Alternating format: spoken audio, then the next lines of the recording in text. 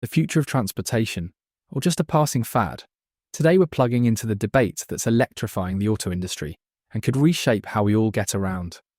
Oh, that's a charged topic if I've ever heard one. Where do we even begin with such a complex issue? Well, let's start with the basics.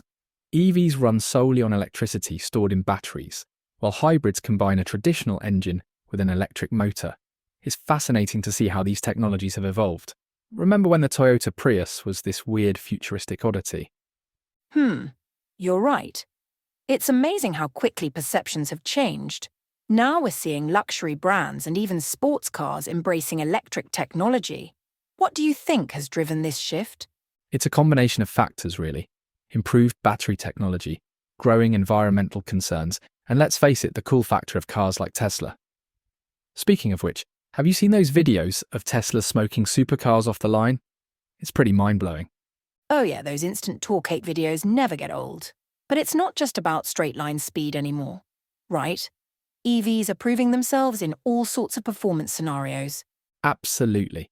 We're seeing EVs compete in endurance races and set lap records at famous tracks. It's really changing perceptions about what electric cars can do. But let's zoom out a bit. What do you think the future holds for EVs and hybrids? Are we looking at an all-electric future? Well, that's the million-dollar question, isn't it? There are so many factors at play: technology, infrastructure, consumer preferences, government policies. It's a complex web.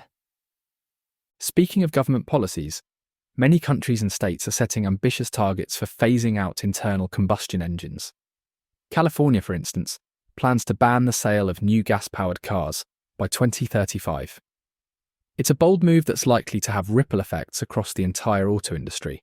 You're right about that. And it's not just California. The UK, Japan, and several European countries have similar plans. These policies are definitely going to accelerate the shift towards electric vehicles. But it's important to note that these bans typically apply to new car sales, not existing vehicles on the road. Good point. So even with these policies in place, we're likely to see a mix of vehicle types for quite some time. And that's where hybrids might continue to play a crucial role, right? They could serve as a bridge technology, helping consumers and manufacturers transition to fully electric vehicles. That's exactly what I was thinking. Hybrids address some of the concerns people have about EVs, like range anxiety, while still offering improved fuel efficiency and lower emissions compared to traditional gas-powered cars. Range anxiety, that's a big one.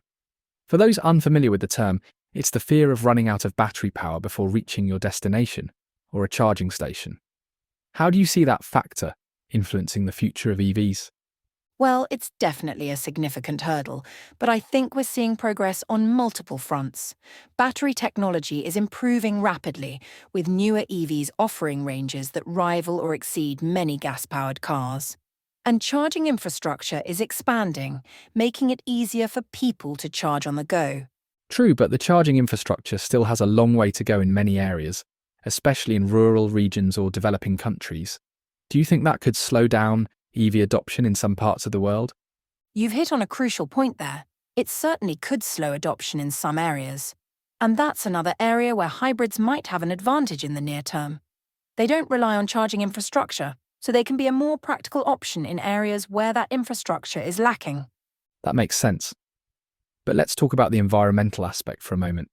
EVs are often touted as a cleaner alternative, but there's been some debate about their overall environmental impact when you factor in battery production and electricity sources. What's your take on that? It's a valid concern and one that's been the subject of a lot of research.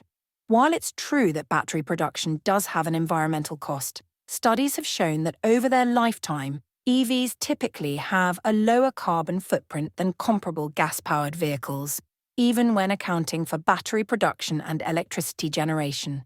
And I imagine that footprint will only improve as we transition to cleaner sources of electricity, right? I've been reading about some exciting developments in renewable energy that could really change the game for EVs. You're absolutely right. As our grid becomes greener with more renewable energy sources, the environmental benefits of EVs will become even more pronounced. It's all part of a larger shift towards sustainable energy and transportation. Speaking of shifts, let's talk about the auto industry itself. How do you see traditional automakers adapting to this changing landscape. It must be a huge challenge for companies that have spent decades perfecting internal combustion engines to suddenly pivot to electric powertrains. It's been fascinating to watch, hasn't it? We're seeing massive investments in EV technology from almost every major automaker. Companies that built their reputations on high-performance gas engines are now racing to develop electric powertrains. Look at Ford with the Mustang Mach-E or Porsche with the Taycan. And it's not just the established players, is it? We're seeing new companies entering the market, focused solely on electric vehicles. Tesla might be the most well-known, but there are others like Rivian, Lucid, and NIO making waves. It's really shaking up the industry and forcing innovation across the board. And That's a great point. These new entrants are putting pressure on the traditional automakers to innovate faster. And it's not just about the drivetrain. We're seeing new approaches to everything from manufacturing to sales and service. innovation is key, especially when it comes to batteries. What advancements do you see on the horizon that could really change the game for EVs? I've heard some buzz about solid-state batteries, but I'm not entirely clear on what that means. Well, there's a lot of exciting research happening in battery technology. Solid-state batteries, which you mentioned, promise higher energy density, faster charging times, and improved safety. Essentially, they use a solid electrolyte instead of the liquid or gel electrolytes used in current lithium-ion batteries. That sounds promising. Are there any other battery technologies in development that we should be keeping an eye on? Absolutely. There's also work being done on alternative battery chemistries that could reduce reliance on rare earth metals. For example, some researchers are exploring sodium-ion batteries as a potentially more sustainable and cost-effective alternative to lithium-ion. Fascinating stuff. But let's talk about the economic aspects for a moment. EVs are still generally more expensive up front than comparable gas-powered cars. Do you see that changing anytime soon? It seems like a significant barrier to widespread adoption. You're right, it is definitely a barrier to adoption for many consumers. But we are seeing prices come down as production scales up and technology improves. Many experts predict that EVs will reach price parity with gas-powered cars in the next few years. That's encouraging. But even at current prices, aren't there long-term savings to consider?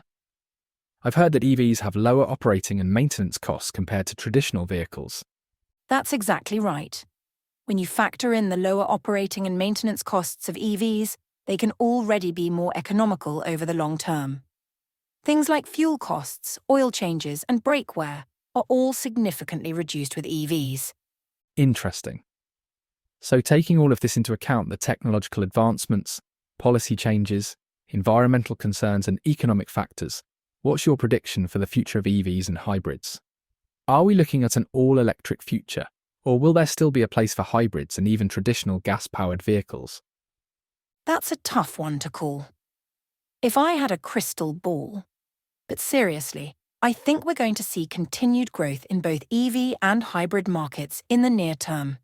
Hybrids will likely remain popular, especially in areas where charging infrastructure is still developing. But as battery technology improves and charging becomes more ubiquitous, I expect we'll see a gradual shift towards fully electric vehicles. Well, it's clear that whether you're Team EV, Team Hybrid, or still on the fence, the future of transportation is going to look very different from what we're used to. It's not just about the vehicles themselves, it's about reimagining our entire relationship with transportation and energy. Couldn't have said it better myself. It's a complex transition, but one that has the potential to significantly reduce our environmental impact and change the way we move around our world. The road ahead might be electric, but it's definitely going to be an interesting journey. Well said. And on that note, I think we'll bring our electrifying discussion to a close. The future of transportation is charged with potential, and it's going to be fascinating to see how it all unfolds. Until next time, keep your batteries charged and your minds open.